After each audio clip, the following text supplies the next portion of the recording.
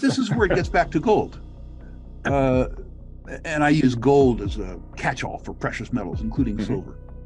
The market share of precious metals relative to other savings and investment classes in the United States currently is less than 0.5%, All right. Wow. down from a 40-year mean of 2%. And by the way, an estimated market share in 1981, its peak, in excess of 5%. I'm not suggesting that the world is going to sell all their long bonds and go into gold. I'm suggesting that the market share of precious metals will return to its 40-year mean, which is to say 2%. And if that occurs, demand for precious metals will quadruple. And that's what I think is going to happen. It's precisely what I think is going to happen. Prices are set on the margin. And I believe that that will be very, very good for precious metals prices. Will it occur in 2023? I don't know. Will it occur? I've never seen math lie. And I believe that even if I'm wrong, investors would be well advised to insure against the contingency that I'm right. It doesn't take very much gold in your portfolio to hedge against the sins that happen elsewhere in your portfolio. And to the extent that investors don't hold gold, and by gold, I mean physical gold or physical proxies in their portfolio, those people are in effect uninsured, which I believe, unless they are extremely rich and can self-insure, is very stupid. I don't think that in the first instance, people should buy gold just because they think it's going to go up. I think they should buy it as a way to maintain their purchasing power over the rest of their useful lives. Yeah. Buy it and in fact hope it goes down, because gold is insurance in its purest form, a medium of exchange and a store of value. So Rick, would you say that just like the market fell in love with the Fed put over the past 15 years? Yep. Are you saying that investors should fall in love with the gold put going forward here? Fall in love might be the wrong phrase. Do you love life insurance? Do you love home insurance? I think it's the responsibility of a mature adult to organize his or her life in a way that will give them the best outcome. And I think gold is an absolute component of that. I have no idea what's going to happen in terms of my mass psychology. I'm talking about your listeners taking action themselves to secure their well-being beyond beyond insurance. If gold does well, the major gold stocks should do very well. So an investor, somebody that's different than a saver, should look at the senior gold stocks. And the speculator, by the way, I am one, should look at the junior gold stocks, but understand that that risk stack involves a work stack. So if you aren't willing to work, just save. Don't invest. If you're willing to work a little, invest. If you're willing to work a lot, then of course, speculate. And that brings us to silver, which is to say the ultimate speculative asset class, I would suggest in natural resources, but particularly in precious metals. And one of the reasons why I look at it so favorably. Let me just say this. All investors around the world are underweight precious metals, precisely at the time that they ought to be overweight precious metals. So let's talk about the why before we talk about the when. We do that? Great. The first is geopolitics, which is on everybody's mind. In particular, the weaponization of the US dollar. The US dollar trying to export its policy preferences to other places in the world by utilizing its reserve currency status and SWIFT to punish other people for taking what we believe are un-American views. Many people in the world resent the extraterritorial imposition of US values on their cultures.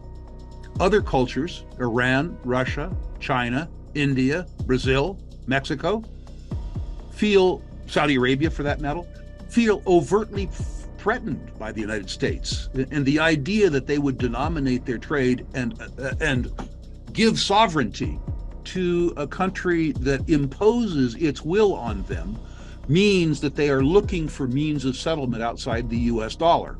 Much has been made about new cryptocurrencies, which is to say, like the brick currency.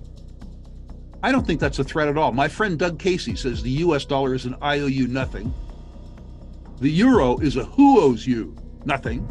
And the brick is a nobody owes you nothing. The truth is that as little as these countries trust us, they trust each other even less. Correct. And I believe that gold, which isn't a promise to pay, but rather payment itself, will be a great beneficiary of the disintermediation of world trade away from the US dollar as a reserve currency. By the way, I think the US dollar will be the reserve currency 20 years from now. I just think its market share will be less than it is today. But let's stop blaming the rest of the world. Let's look at the United States in terms of why precious metals will do well. The debasement of the medium of exchange, which is to say the US dollar, and by proxy, the US Treasury market, is insane. First of all, let's look at the creditor. $32 trillion in recourse on balance sheet liabilities, 26 trillion net of the Fed's balance sheet. $100 trillion in net present value, not nominal values, net present value of off-balance sheet liabilities, Social Security, Medicare, Medicaid, veterans benefits, federal pension trust funds, $100 trillion. So collectively at the federal level, we're upside down over $125 trillion. And we propose to service this debt with a budget that's a deficit $2 trillion a year. Mm-hmm. The arithmetic is farcical. It's totally farcical. But just for fun, let's look at the yield. Let's look at the best historic savings instrument in the world. The deepest and most liquid is the US 10-year Treasury. Let's look at the value proposition for the greatest competition gold has. The thing yields savers 3.5% in a currency that the Congressional Budget Office, not some cranky old libertarian, suggests is depreciating the value of the dollar by 7% a year. So the US government absolutely positively guarantees that if you lend them money for 10 years, they'll cost you 3.5% of your purchasing power compounded every year for 10 years. And you know what, Adam? I believe them. That's what they'll do. Jim Grant calls this return-free risk. Yeah. So think about the fact that the principal competitor for gold and silver is return-free risk. And think in your own mind whether that's a mountain too high to climb. But it gets worse or better, depending on your point of view. Inflation and negative real interest rates obliterate the long bond market. And the long bond market is an enormous market, particularly relative to gold. Adam, imagine yourself as running a big university endowment. You're managing $30 billion, and you're going to look after the institution and the students 20 years from now and 25 years from now. And your portfolio is 60% long bonds, which have treated you very well for 40 years with declining real interest rates.